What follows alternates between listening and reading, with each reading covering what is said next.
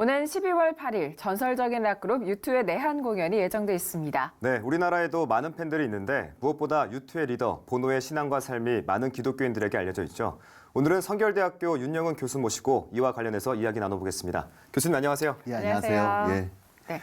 자, U2는요, 예. 대중성뿐 아니라 예술성까지 같이 인정받는 최고의 락그룹이라고 할 수가 예. 있겠는데요. 예. 아마 청년 세대는 사실 잘 모를 수도 있을 것 그럴 수도 같다라는 있을 생각이 것 같습니다. 듣습니다. 예. 그래서 먼저 U2가 어떤 그룹인지 설명부터 해주시죠. 일단 말씀하신 대로 대중성과 예술성, 이게 사실 모든 아티스트의 꿈이잖아요. 네. 사실 일단 대중성 차원으로 얘기하자면 뭐 1억 5천만 장 판매라든가 네. 그래미상 22회 수상, 이거 굉장히 어떻게 보면 많은 종적을 남겼고요. 네. 그다음에 포브시가 작년도에 세계에서 가장 많은 수입을 벌어들인 연예인 순위에서 U2가 1등이었어요. 주로 이제 그렇군요. 공연 수입이 많았기 네네. 때문인데요. 네. 그만큼 어떻게 보면 굉장히 대중적으로 인기가 있었고 또 평단으로부터 찬사를 얻을 뿐만 아니라 네. 지금까지 노벨 평화상 후보에 2번이나 올랐습니다. 오. 그러니까 U2가 굉장히 광범위한 사회 활동을 하기 때문에 네네. 사실 음악적으로뿐만 아니라 또 이제 사회적으로 굉장히 큰 영향을 많이 끼쳐서 그래서 그런 부분 때문에 전 세계가 주목하는 밴드라고 얘기할 수 있겠습니다. 네. 네, 사실 U2는 그 노래와 공연을 보면 선명한 기독교적 가치를 나타내는 걸로 많이 알려졌는데 예를 들면 어떤 점들을 보면 그걸 알 수 있을까요? 사실 그게 이제 U2에게 독특성인데요. 사실 우리나라 같은 경우에는 공적인 자리에서 종교 얘기하는 것이 조금 어색하다고 생각할 수 있잖아요. 네. 근데 이제 U2 같은 경우에는 사실 그 서구 사회이기 때문에 서구 사회에서는 기독교가 좀 바탕이 돼 있기 때문에 네. 그런 사례가 꽤 많습니다. 뭐 밥 딜런도 그랬고 네. 또 뭐 브루스 프린스턴이나 마빈 게이 같은 사람도 그랬는데요. U2는 처음부터 이제 사실 록 밴드와 신앙 안에서 정체성에서 많은 혼란이 있었어요. 그때 이제 아일랜드의 복음지 공동체에서 신앙을 이제 받다 보니까는 네. 어린 시절에 복음지 공동체는 락 음악을 좀 정제시했잖아요. 그렇죠. 근데 이제 어린 소년이기 때문에 락 음악을 좋아하는데 둘 사이에 어떻게 하면 우리가 조화를 이룰 수 있을까 생각하며 시작부터 그럼 우리는 락 음악으로 복음을 전해야겠다. 또 우리의 가치를 알려야겠다라고 다짐했고 그것을 지금까지 그 음악 철학을 놓치지 않고 있어요. 그래서 가사 가운데 보면 그 은유적으로 또는 직접적으로 굉장히 선명하게 기독교 이야기를 많이 하는데 우리나라는 또 영어 가사니까 네. 그 선명한 메시지를 잘 알아듣지 못하지만 또 웬만한 리뷰를 보면은 다 그 안에는 기독교적 사랑으로 그가 이제 세상의 평화를 노래한다는 것을 많이 얘기하고 있습니다. 네, 그리고 예. 또 빈곤 퇴치 캠페인을 예. 하는 등 이렇게 동료 가수들에게도 많은 영향을 끼친 것으로 알고 있는데요. 어떤가요? 사실 U2가 처음 음악 활동할 때 80년대잖아요. 네. 그때는 어떤 록의 상업주의가 굉장히 두드러졌던 때였었어요. 그래서 어떻게 보면 그때는 퇴폐도 있었고 또 여러 가지 어떤 쾌락주의가 록을 지배하고 있었고 또 MTV의 개국과 함께 굉장히 어떻게 보면 산업적인 형상으로 발전이 됐었는데 사실 록이라는 것의 음악 장르가 60년대 사회 비평적으로 시작을 했었잖아요. 네. 네. 그래서 U2 같은 경우에는 어떤 그런 60년대 비판 정신을 복원했다는 얘기를 들었고 또 그런 중요한 사건이 아마 라이브 에이드 아마 퀸 공연 때문에 많이 네. 알려져 있던 네. 그것을 기점으로 해서 수많은 어떤 자선 사업들, 자선 공연들을 펼쳐왔었어요. 그래서 네. U2의 가장 큰 사회적 공헌은 아마 2000년경에 벌였던 주빌리 2000 프로젝트예요. 그래서 전 세계, 특히 제3세계 국가들이 빈곤에 많이 쌓여 있는데 네. 제1세계 국가들, 소위 선진국들이 제3세계 부채를 탕감해 주자. 바로 희년이라고 하는 것. 그래서 2차 대전 종전 이후에 50년이 지난 희년을 맞아서 우리가 부채 탕감 운동 같은 걸 벌여서 이제 그것 때문에 더욱더 큰 사회적 영향이 있었고요.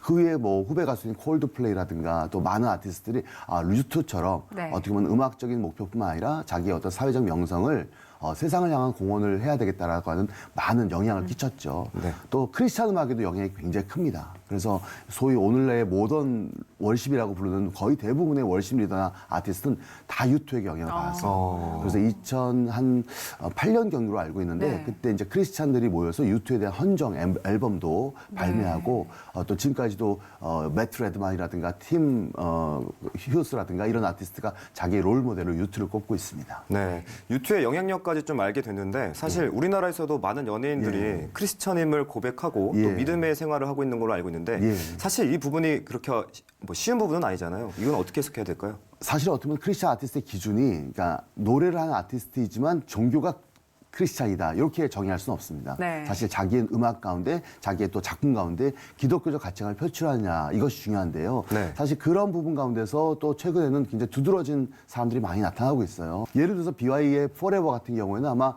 일반 세속 차트에서 1등한 최초의 크리스천 노래라고 할 수도 있어요. 네. 많은 영향력이 있지만 직접적으로 얘기하는 것은 그게 최초인 것 같고요.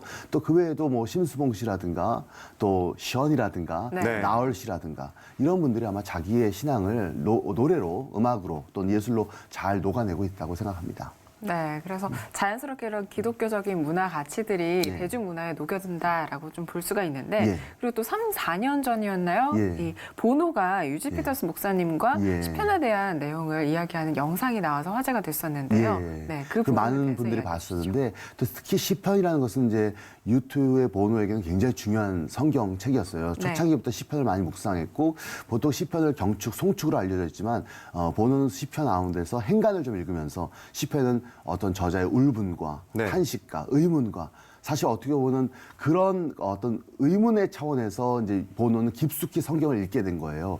그런 부분이 아마 유진 피터슨의 어떤 메시지하고 많이 만났습니다. 그래서 네. 두 분이 계속해서 친분을 나눴고 특별히 유튜의 보노의 성경은 메시지다라는 얘기를 해요. 네. 그래서 보통 공유에서 성경 구절을 많이 얘기하는데 보통은 메시지 버전으로 유진 피터슨 네. 목사님의 메시지 버전으로 성경을 많이 언급하고 있고요. 그래서 두 분이 자연스럽게 만나서 대담도 하고 네. 또 보노가 한 시편, 유진 피터슨이 주도했던 시편의 서문을 보노가 쓰기도 했었어요. 오. 그래서 네. 그런 부분 가운데서 두 영적 작가와 그 팝 아티스트가 좋은 만남을 가졌다고 생각합니다. 네, 지금 교수님과 이렇게 얘기를 나눠보면서 유투가 지나온 길을 쭉 한번 살펴봤는데 이 유투가 지나온 길을 보면 기독교적 문화, 예. 기독교적 가치를 어떻게 지향해야 될까라는 생각이 예. 많이 듭니다. 우리 삶 속에 어떻게 지향하면 좋을까요? 일단 유투의 모습은 아주 기독교가 세상에 성공할 수 있다라고 하는 사례다라고 하는 것으로 접근하면 좀 저는 어렵다고 생각합니다. 그러니까 최대치죠.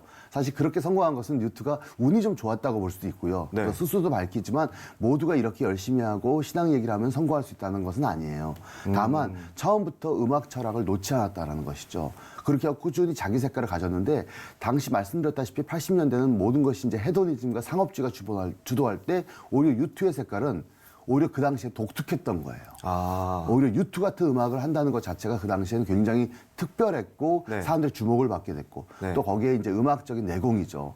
사실 그 사람들은 연주 실력이 뛰어나지 않았기 때문에 자기만의 사운드를 내려고 노력을 많이 했었어요. 네. 그래서 소위 딜레이나 또 여러 가지 이펙터를 활용해서 기타가 소위 화려하게 연주를 하는 것이 아니라 리듬감과 공명감을 일으키는 독특한 사운드를 만들어내거든요. 네. 자기만의 색깔을 만들어냈죠. 그래서 저는 기독교 문화도 두 가지인 것 같아요. 하나는 자기의 어떤 음악적 가치와 철학, 또 그것을 잘 표출할 수 있는 예술적인 탁월함. 저는 그 부분 가운데서 유투가 기독교 아티스트에게 굉장히 많은 그 모범이 된다고 생각합니다. 네.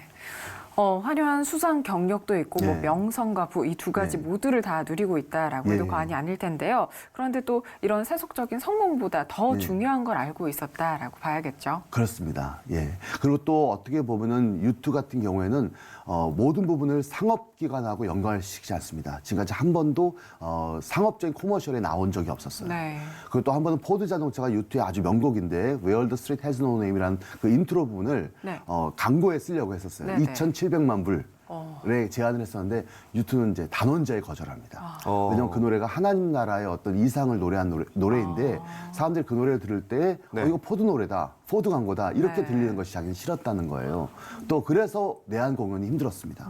그러니까 보통 우리가 내한 공연 올 때는 현대카드라든가 이런 네. 대기업들과 보통 연관을 짓잖아요. 그렇죠. 근데 유투는 그렇게 공연하지 않아요. 모든 걸 다 직접 하고 또 그런 것들이 또한 그 유투 기업의 철학이기도 하기 때문에 사실 자기가 그런 고집과 소신을 가지고 가는 것이 굉장히 중요한 의미를 가지고 있다고 생각합니다. 네, 이번 유투의 내한 공연 그러면 기독교인으로서 바라봐야 할 포인트가 있다면 어떤 것들이 있을까요? 예, 기독교뿐만 아니라 일반 음악계에서도 굉장히 좀 관심을 갖잖아요. 네. 우리나라에서는 상대적으로 대중적이니까 좀 덜한데도 불구하고 이번에 굉장히 많은 언론의 집중을 받는 것은 유투가 갖고 있는 어떤 평화의 메시지 때문이에요. 평화의 메시지. 예, 그래서 이번에 세트리스트가 공개되는데 첫 곡이 Sunday Bloody Sunday라는 노래입니다. 네. 그러니까 아일랜드의 피해 일요일 사건을 다룬 노래인데요. 우리도 피해 일요일 사건이 있죠. 바로 1950년 6월 25일. 아. 그날이 피해 일요일이었잖아요. 네. 그래서 그것이 아마 첫 번째 트랙이 아닌가 싶어요. 그래서 그런 아픔을 가진 공감을 노래하고 또 마지막 곡은 원이라고 들었습니다. 그래서 하나됨을 가리키는 그런 어떤 공존과 평화를 나타내는 노래인데요. 그래서 한반도 평화와 한반도의 화해 무드 가운데 유투가 굉장히 중요한 어떤 계기나 어떤 동기를 제공하지 않을까. 그것이 아마 이번 공연의 가장 큰 의의가 같습니다. 네, 오늘 나눈 이야기 말씀이요. 한 가수 특정 공연을 저희가 소개하는 취지는 아니라는 걸 말씀드리고 싶고요. 이번 공연이 기독교인의 정체성을 분명히 가지고 또 이 시대를 살아가고 있는 모든 크리스천인들에게 격려의 메시지로 전해졌으면 좋겠습니다. 자, 오늘은 성결대학교 윤영은 교수님과 함께 이야기 나눠봤습니다. 교수님 고맙습니다. 감사합니다. 고맙습니다.